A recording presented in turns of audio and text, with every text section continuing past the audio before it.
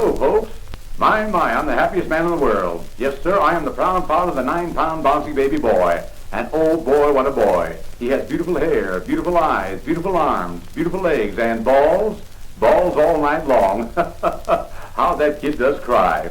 I just got back from a nudist colony. I never saw so many crazy people in my life. I'm telling you, all those nudists are crazy. Why, hell, anyone can see they're nuts. Even the women are cracked. While I was there, I attended a nudist wedding. Can you imagine everyone standing around without any clothes on? There was more hard feelings. I couldn't tell who was the groom, but I could sure see who was the best man. I took my girl out for an auto ride the other night. We drove to the park. I found a nice quiet spot, so I stopped the car and I said, honey, let's sit here and talk about the hereafter. She said, what do you mean the hereafter? And I said, well, if I don't get what I'm here after, you'll be here after I'm gone.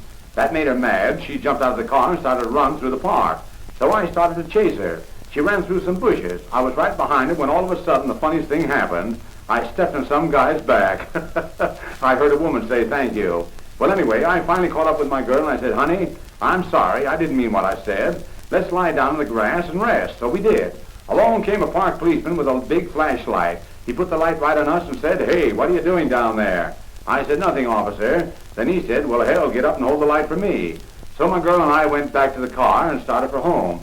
We hadn't gone very far when something happened to the motor and the car stopped. The carburetor wouldn't carb, the spark plugs wouldn't spark, and the pistons wouldn't pull. So I said, honey, we better get out and push. So we did. We pushed and we pushed and we pushed, and when we got back, someone had stolen the damn car. A short time ago, I was introduced to an old-fashioned girl. So instead of taking her out for an automobile ride, I thought I'd take her out for a horse and buggy ride. You know, old-fashioned girl, horse and buggy. Well, anyway, we were driving along a country road when all of a sudden the horse dropped dead. So I said to myself, says I, here's my chance. Here's my big opportunity. I put my arms around her waist and I looked up into her eyes like a dying duck. And I said, honey, sweetheart, I've got something that's going to put new life in you. She said, put it in the horse and we'll both go home. Speaking of horses, that reminds me. I saw a sailor out riding the other day, and he was sitting on the horse backwards. So I hollered, hey, mate, which way you heading? The sailor reached down, pulled up the horse's tail, and said, stick your head in the porthole and ask the navigator. I'm only the deckhand. Now, folks, if you'll turn this record over, I'm going to sing a very pretty little song entitled, My Wife Can't Wrestle, but You Ought to See Her Box.